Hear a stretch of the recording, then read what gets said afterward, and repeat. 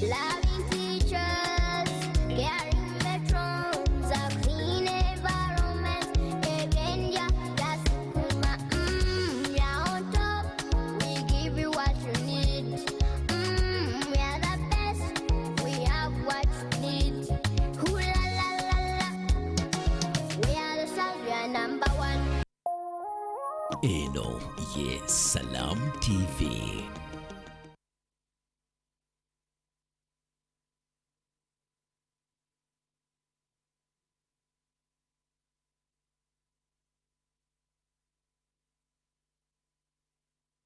Nti kyatuwegaseeko ku Salam TV program omukeeze yetwavuddeyo kakati mu kiseera kino tuli mu breakfast meeting webagamba nti otambula naffe mu kiseera kino mukimanyi nti abaana bagenda mu masomero abasomesa bali mu kweteekateeka so nga ate n'abazadde bali mu kutunuulira kulaba butya waagi bagenda okutwala abaana baabwe.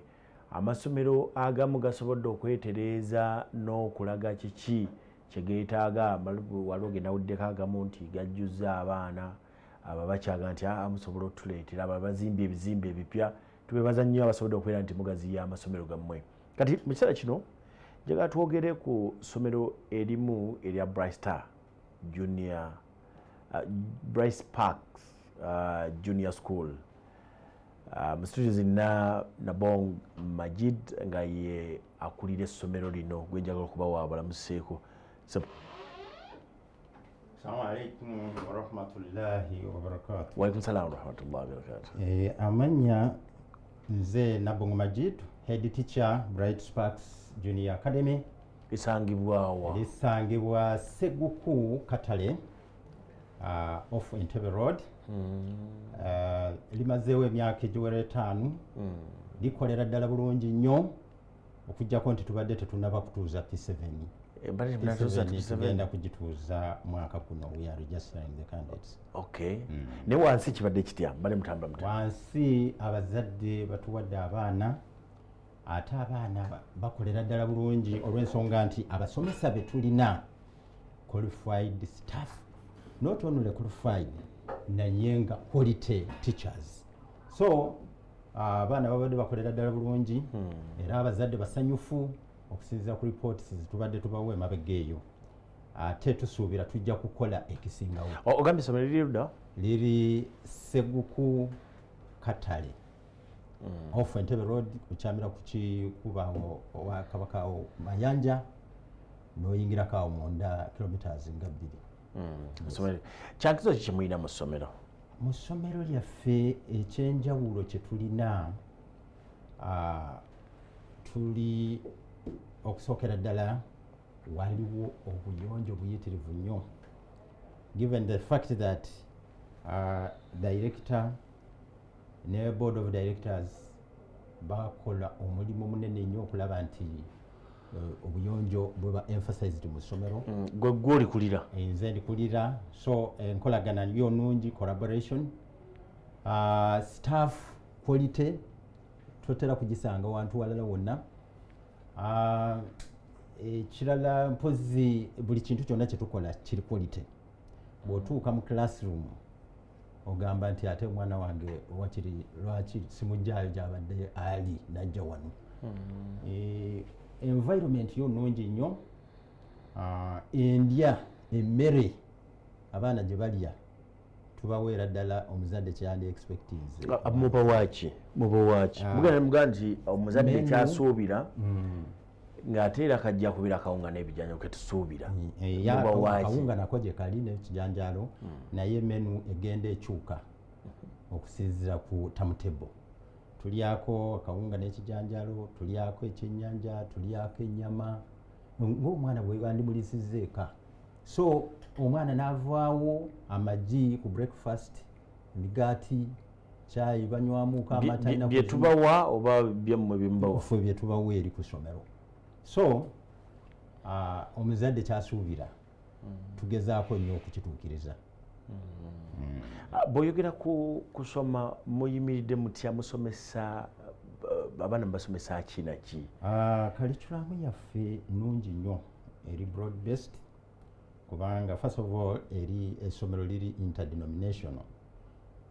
amadiini gonna mwegali obusiraamu tusomesa eddiini abaprotestant mwebali abaana tubawa abasomesa baabwe abasobola okusomesa eddiini yaabwe abacatholics mwebali so it is all interdenominational ekirala nti bw'otunuulira curriculum yaffe eri child centered curriculum nti omwana tumuwa omwagaanyi okulaba nti as byakola byetudevelopinga unlike some schools agakola nti omusomesa ajja n'apampinga this is modernity olinga ndaga curriculum empya eyo curriculum giraba mu secondary abayizi be baleeta kiki ekigenda kibayongerako kati ne mu primary we are encouraging it era how do you do it ate nga waliwo curriculum empya eya bulijjo gye balina okugoberera you prompt the learners oba nakyogera nte mu Luganda you prompt the learners abaana ne bayiiya era mu nsonga zetwemphasizinga mu philosophy yaffe y'essomero mulimu confidence, creativity, critical thinking. So omwana bwaba ng'alowooza nnyo gwe omusomesa oba tonnaba nakukonda ku nsonga nga yagikoonyeeko dda because we encourage them to think critically.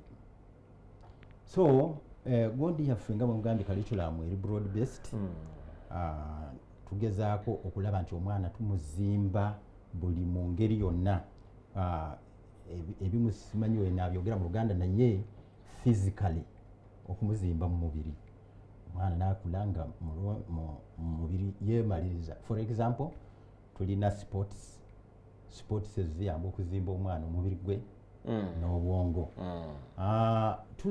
Curriculum yaffe era eyamba ku mwana okuba nti azimbibwa spiritually.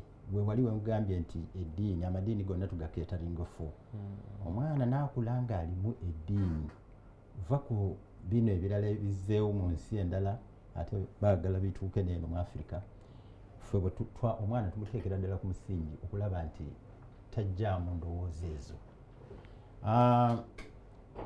Live alone spiritually waliwo kye tuyita emotionally nabongo majid oyogedde ensonga esinga okuba nti enkulu nnyo saagala kugiyitako obuyisi. Yes.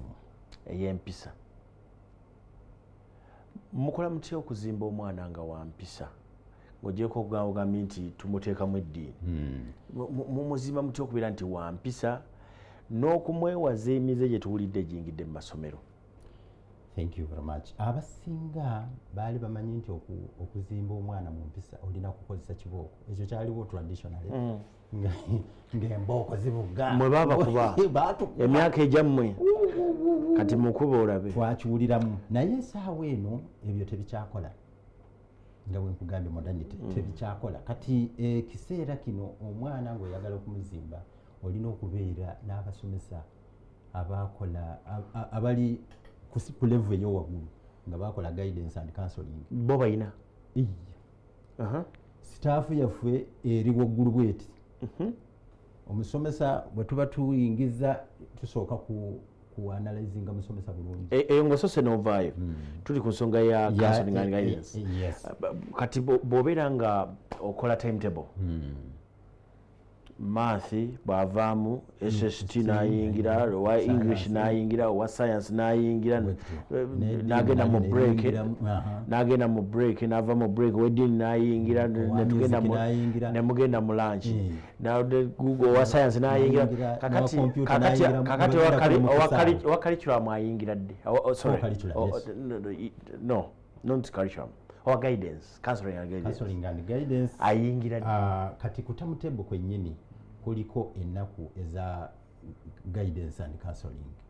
Natumanya nti olunaku olwokutaano abaana bwe batiriza classes bwe bagenda for guidance and counseling era abasomesa we bali omwana okutuukayo you talk mubeera ne conferencing ne munyumya through that mugaidinga abaana ne bamanya nti okola kino kibi okola kino kyekituufu okusinga bw'ogamba nti ngenda kuleeta kibooko nkube. So in that way ekyo kya guidance and counseling kiyamba to supplement ku kyeddiini ne babeera nga bakolaganira wamu omwana n'akula nga amanyi ekyokukola. Emize giyingidde mu masomero, how do you identify them? Mukola muti kati bw'obeera ng'olina amajigo amalamu ng'oyagala kubanga tomanya buli mwaka lwe gujja oyingiza abaana bapya, katugeze oyingiza abaana abapya 5 abavudde awalala b'otamanyi, kati 5 gano ogatunuulira otya okumanya nti gonna magi malamu? How do you abaana bwe bava bwe tuba tuyingiza tugezaako okuba interviewinga, ekyo kyokka tekimala, naye tubeera ne close follow up. Oba bw'abeera mu class fule abeera n'omusomesa, buli lwe bagenda musomesa. Kati bwe bagenda mu dormitory ba matrons nabo twaba sensitizinga, buli kaseera balina okuba nga balina abaana, tetubawa gap. Ate ne mu dormitory mwennyini mulimu ba dormitory leaders nti buli kaseera bali on the look in case of anything. Fortunately tetunaba kufunayooko kantu konna kakwatagana n'ebyo. Mbadde mmanyi nti ogenda kugamba 5 bokka. No. Yes. Awo mbadde gwe nga gwe okulya essomero lino. Yes. Bright Sparks Junior. Bright Sparks. What do you mean? Bright Sparks bw'okiza mu Luganda nja kugezaako ku aba welding nga baweldinga amasannyalaze awe n'oteekawo ekyuma ky'ogenda okuweldinga n'olyeka oteekako essasi, bw'oteekako bwoti awo olaba omuliro sigamba nti essomero ligenda kuba naye in this context ey'okusoma abaana betufuna twagala babeere bright era buli we bagenda nga bayakayakana. That is Sparks. Entandikwa y'omulimu. Kati omuntu ayagala ekyo akola ki? Era olina kutunoonya ng'ovudde nga sinaba kukunoonya, njagala kutegeera omuzadde atudde ku TV ayagala omwana we abeere nga zino Sparks, ng'omwana bw'ayimirira bw'ati natandika okwogera buli omwaga nti wuyo ayogera oyo mwana wa musirike oyo mwana wawa ava ku Bright Sparks. Kati gwe okikola otyo kikola bwotyo? What do you do okufuna omwana oyo? Okola biki? Yes, question entuufu. Okola biki okufuna omwana wo? Training gye nkugambye tulina the 5 C's ng'esookera ddala there is confidence. Training abaana okuba confident every time. Nti bw'oba ng'otuuse owantu, waliwo akantu ke nalaba ku WhatsApp akayita abazadde abamu bakuumira abaana mu gundi. It is not good. Era mbadde nkyakunnyonnyola ku biri engeri bwe tukuzaamu abaana, waliwo okubakuza socially. Omwana n'abeera ng'amanyi okusocializinga n'abantu, naye mwana bw'aba nga tasocializinga n'abantu bulungi, katugambe kaali kaana katoototo ka myaka nga 5-6, naye nga bwe katambula bwe kati olwo bakafulumizaako ebweru ne kalaba ekisiikirize the shadow nga kadduka ne kakaaba, ate buli gye kaddukiranga gye kiri. That means omwana oyo alakinga exposure. That's why he's not confident about himself or herself. Kale ebyo bye tugezaako okujja mu baana ne tubaleeta ne basocializinga, ne bamala okusocializinga ne bagaininga confidence. Ate n'ebintu bye tubateekamu bino by'okuyimba, it builds their confidence. Bino bye tugenda mu sports, it builds their confidence. That is 1. 2. Critical thinking. Najogeddeko critical thinking. Omwana ali ku Bright Sparks abeera nga ali critical thinker. Alowooza mangu nnyo. How do you do that? Era nayo training. Training kuba nja kukuleeta n'ekirala kya common sense mu siezo 5. Common sense ojiro kiwanda. Common sense ekintu tekyetaaga kubeeraawo nti olina kubanga olowooza mangu nnyo you apply the knowledge you have okuddamu ekintu. For example bakubuuza ekibuuzo mu SST mwana wa P5 bakubuuza ntambula esinga obwangu wano, tolowooza ku motoka nga waliwo ebintu biyita mu bbanga, ekyo okozesa common sense eba ekuyambaawo.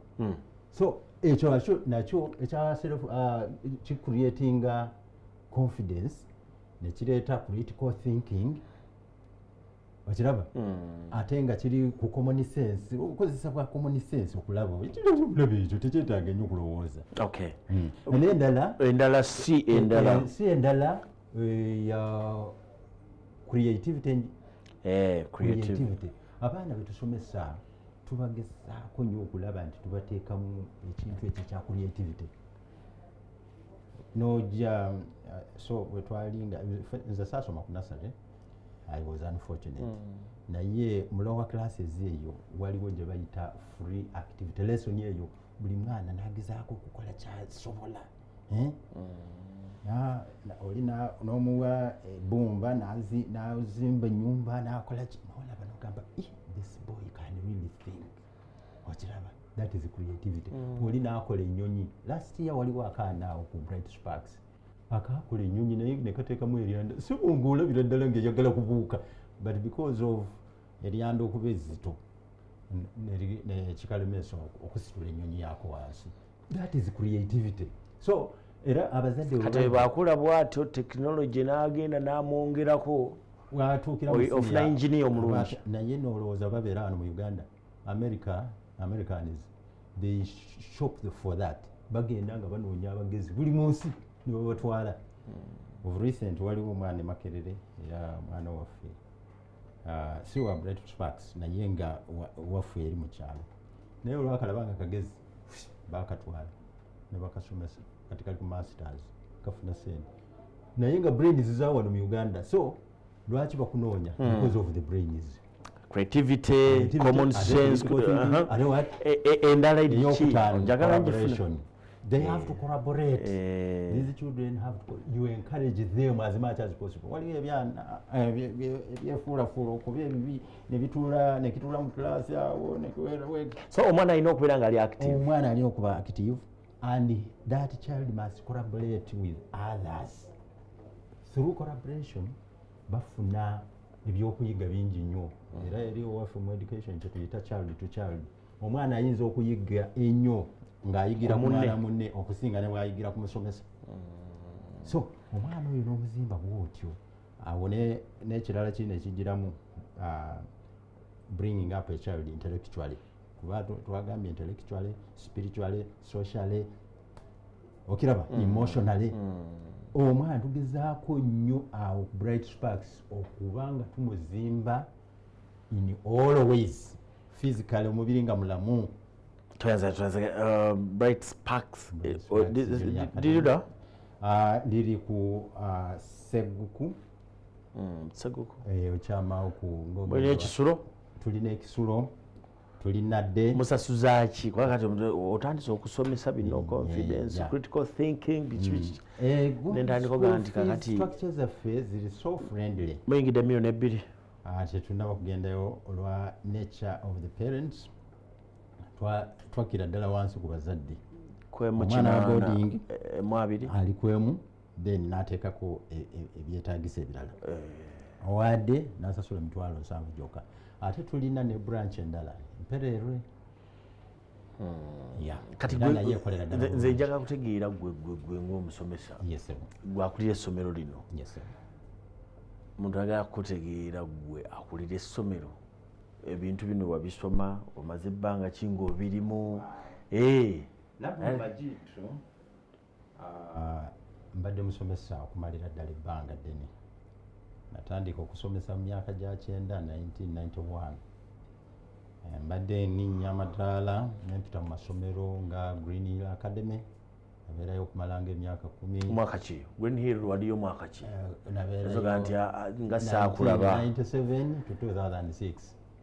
97 bw'obanga wali mu student nakusomesa 2000 mmeka 2006 1997 ya Green Hill. yes bwe wavaawo bwe navaawo nengenda Embarara eyo nembeera ku head teacher nembeera mu ssomero baliyita Kabatera in Memorial School navaayo ate nenzijja wano era ku Entebbe Road Taiba Junior Academy bwebajja Taiba yaffe eno eyo yaffe eyo era nawo mbaddewo nenkuba kati okuvaawo nenzira ku Bright Sparks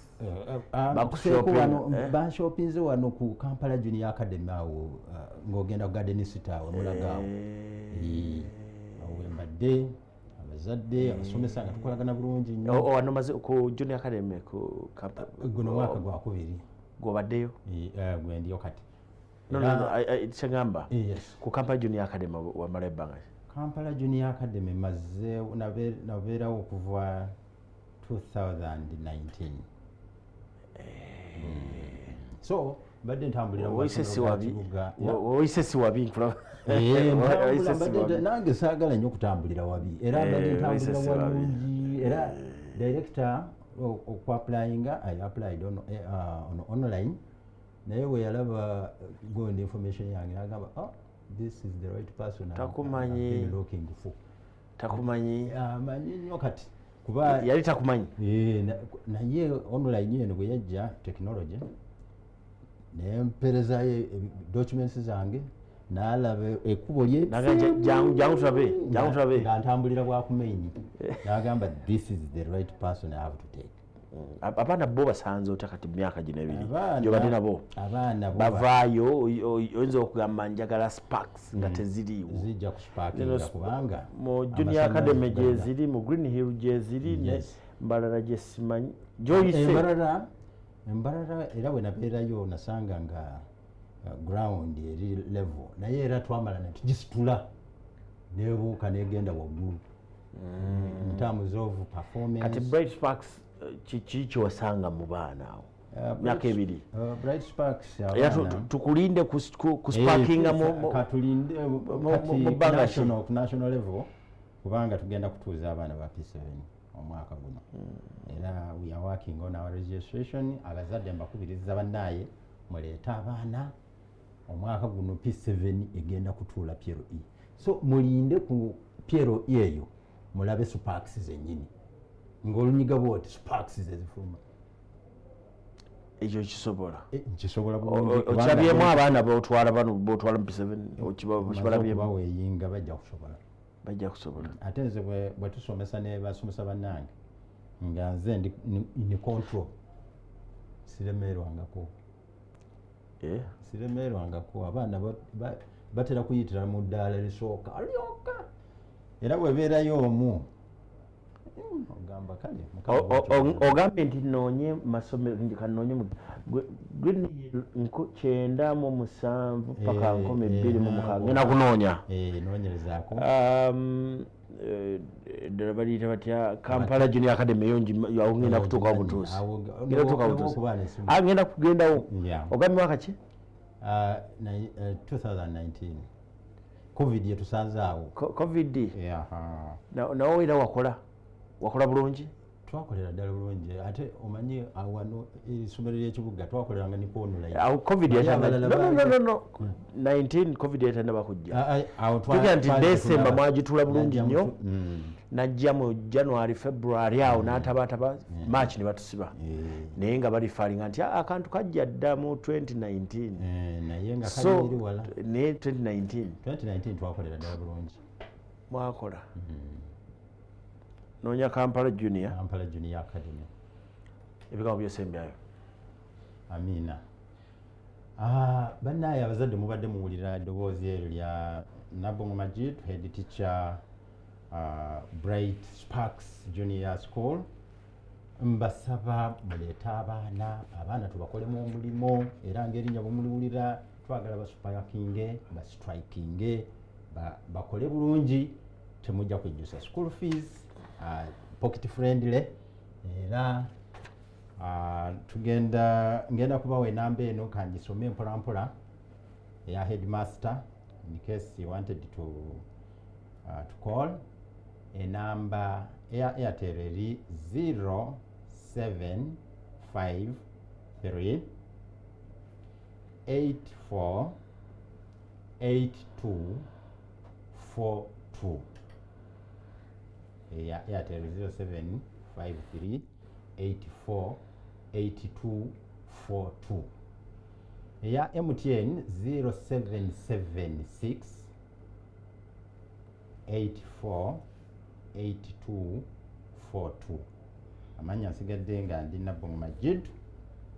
Assalamu alaikum wa rahmatullahi wa barakatuh. Wa alaikum salam wa rahmatullahi wa barakatuh. Wale kwa nti mutulabira mutambule naffe olunaku lwaleero.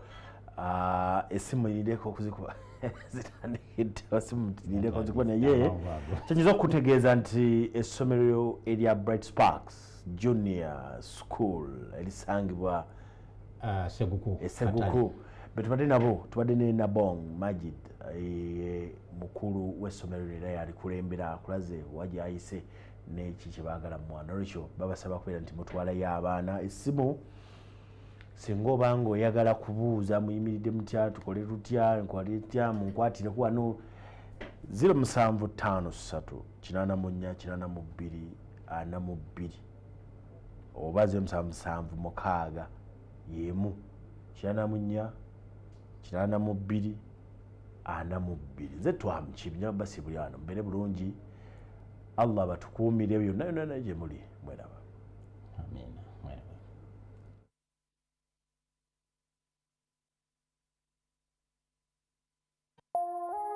Eno ye Salam TV. Bright Sparks Junior School, we are the best, we are number one. Seguku Katale, oh we found our best school.